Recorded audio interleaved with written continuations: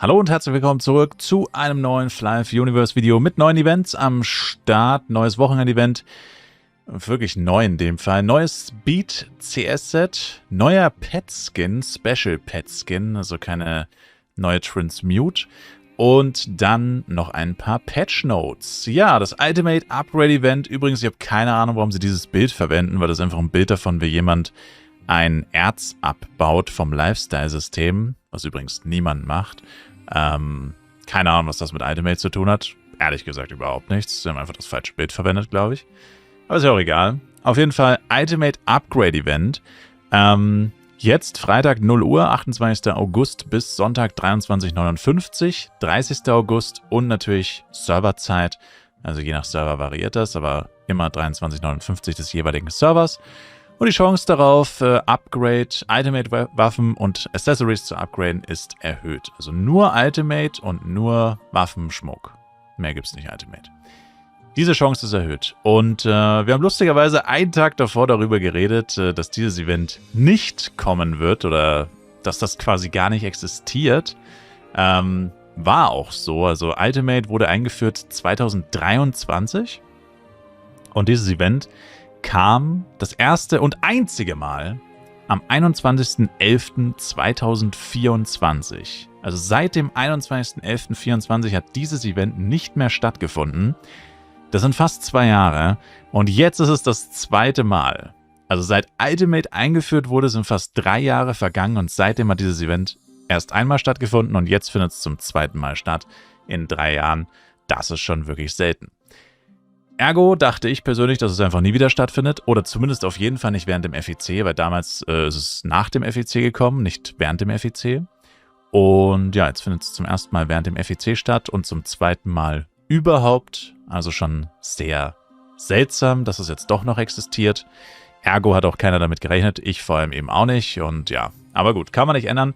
Ist aber auch nicht so schlimm, weil die Chance ist ja wirklich nur leicht erhöht und momentan drehen alle komplett am Rad auf dem FEC. Also sobald diese Ankündigung kam, sind die Preise komplett explodiert, die F-Coin-Preise. Also man muss mal gucken, wie sich das jetzt festigt. Also heute war einfach FOMO, aber ich fürchte, es wird halt die nächsten Tage nicht wirklich besser werden. F-Coin-Preise sind nach oben geschossen, Orichalcum-Preise sind nach oben geschossen. F-Coin natürlich wegen X-Product auch durchaus.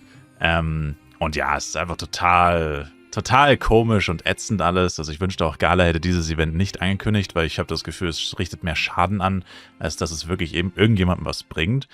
Und wie gesagt, jetzt steigen die Preise sowieso und die Chance ist auch nur leicht erhöht, weil so ein Event garantierte ja auch nicht, dass irgendein Upgrade klappt. Deswegen ja, braucht man sich da jetzt auch nicht so sehr ärgern. Es ist nur ein kleines Upgrade-Event. Dann gibt es ein neues Pet Transmute. Also das sind alle Pet-Skins, die man kriegen kann mit der normalen Pet Transmute. Und der Special Skin war jetzt seit gefühlt 100 Jahren der Draco. Und jetzt ist es der Little Crusader. Das ist so ein kleiner Ritter mit einer Lanze. Auch aus Flive Legacy, wie fast alle von diesen Special Skins. Oder, naja, wie alle von diesen Special Skins. Die sind alle aus Flive Legacy. Jedenfalls gibt es den jetzt, wenn man Pet Transmute benutzt, kann man den rowen. Hier aber auch wieder immer eine Warnung, der ist extrem klein, also ähnlich wie der Draco. Er sieht zwar cool aus, aber er ist einfach unfassbar winzig, ungefähr so groß wie ein CS-Pad. Dann neues Speedset, das heißt Mirage Born.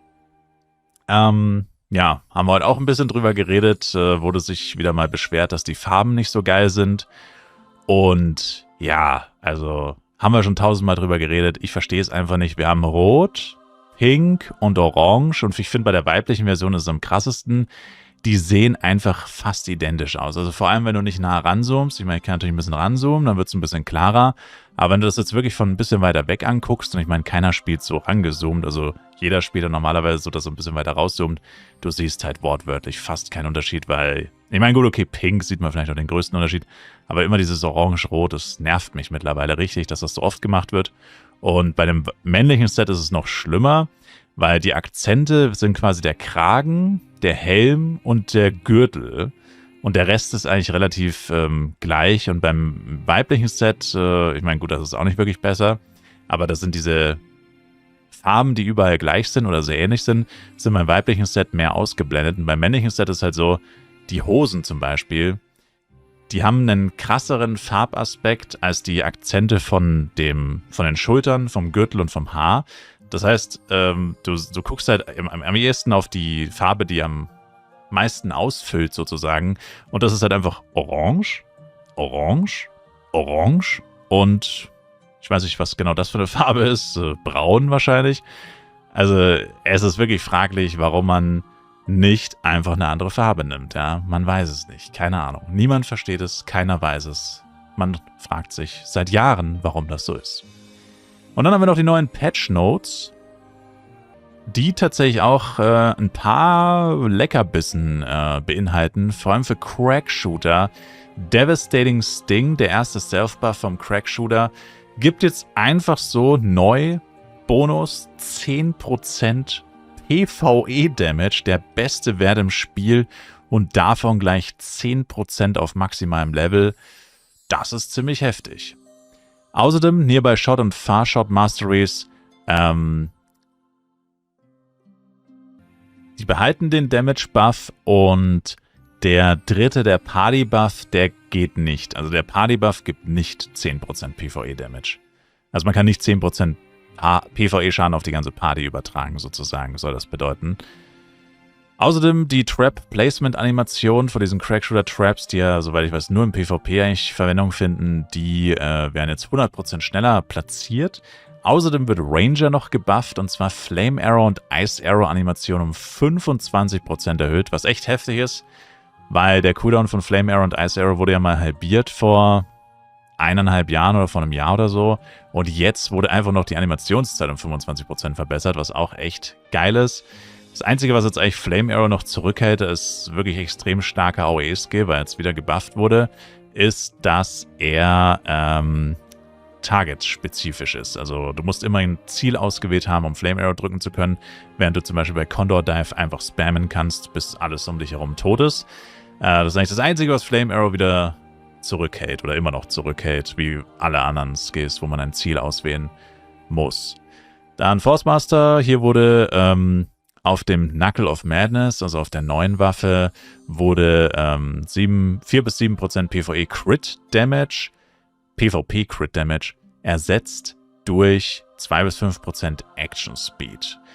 Seraph, Blessing of the Wise, war irgendwie eine Fläche, die man auswählen konnte, ist jetzt einfach vom Seraph ausgehend, ich schätze mal so wie die ganzen Auren, genau, also einfach vom Seraph geht das Ganze jetzt aus. Dann Arcanist und Mentalist, alle Suits geben jetzt MP plus 5 statt FP plus 5. Ehrlich gesagt, das ist mir nicht mal aufgefallen, dass das irgendein Suit gab, weil ich meine, spielt das sowieso eigentlich jeder mit Refresher heute. Aber ja, anscheinend war das ein Problem, ist mir nicht mal aufgefallen, um ehrlich zu sein.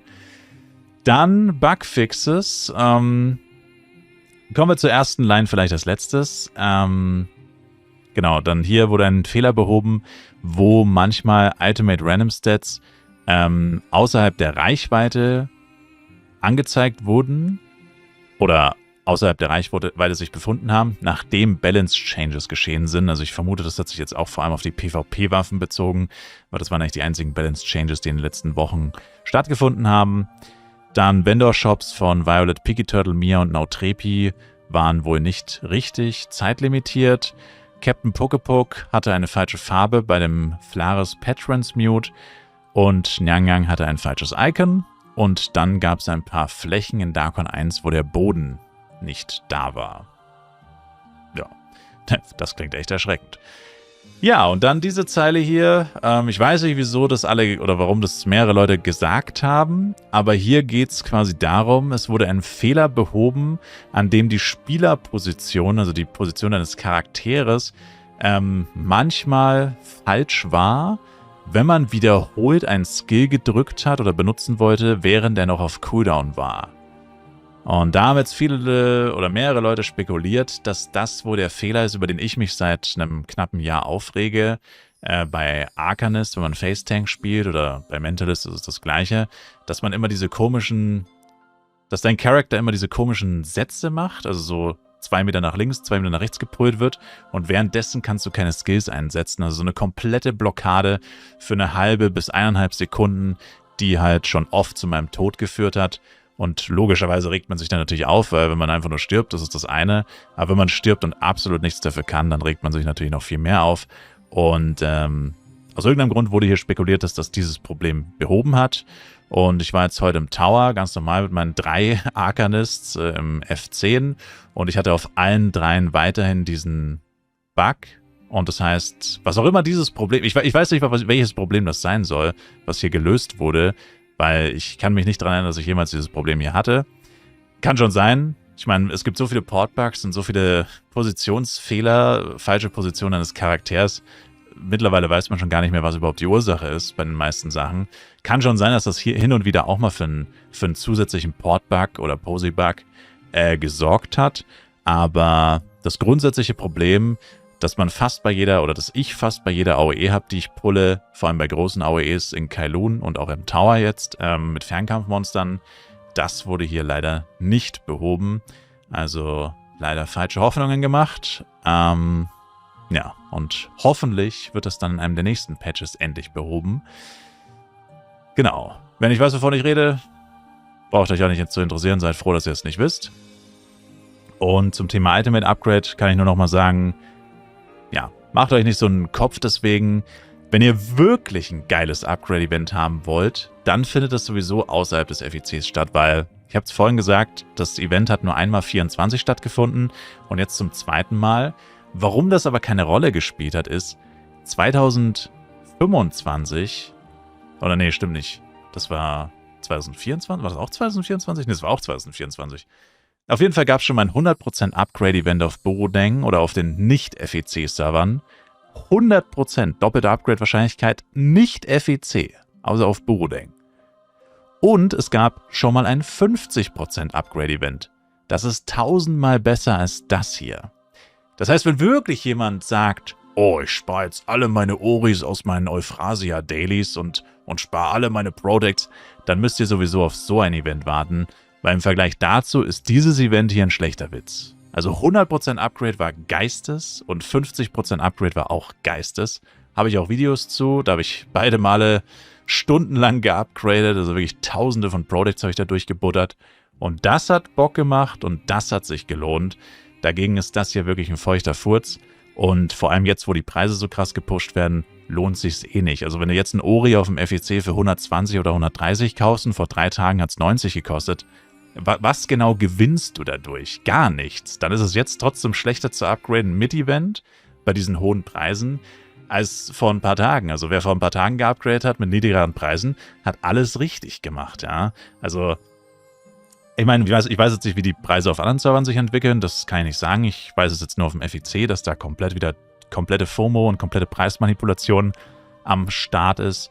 Und deswegen würde ich mich da einfach nicht so fertig machen, weil das ist wie jedes Upgrade-Event im Endeffekt. Wenn die Preise steigen und dafür hast du vielleicht eine 10% höhere Upgrade-Chance, aber du zahlst dafür auch 10 oder 20% mehr, dann hast du unterm Strich ja nichts gewonnen. Also juckt nicht. Wer keine Products auf Lager hat, den juckt sowieso nicht. Wer kein Geld hat, erst recht nicht. Und selbst wenn jemand Geld hat, kann er sagen, ach, ich warte lieber, bis die Preise wieder runtergehen. Oder ich upgrade einfach gar nicht und kaufe mir einfach das fertige Equipment, was sowieso das Klügste ist. Einfach gar nicht upgraden, sondern sich einfach das Equipment kaufen. Das war mein Wort zum Freitag. Ich sage danke fürs Zuschauen. Ich würde mich auf jeden Fall sehr über ein Like, Kommentar, noch ein Abo von euch freuen. Und wir sehen uns dann einfach im nächsten Fly for Universe Video wieder. Oder schaut gerne auch im Livestream vorbei. Twitch-Links in der Videobeschreibung. Bis dahin, macht's gut rein und ciao, ciao.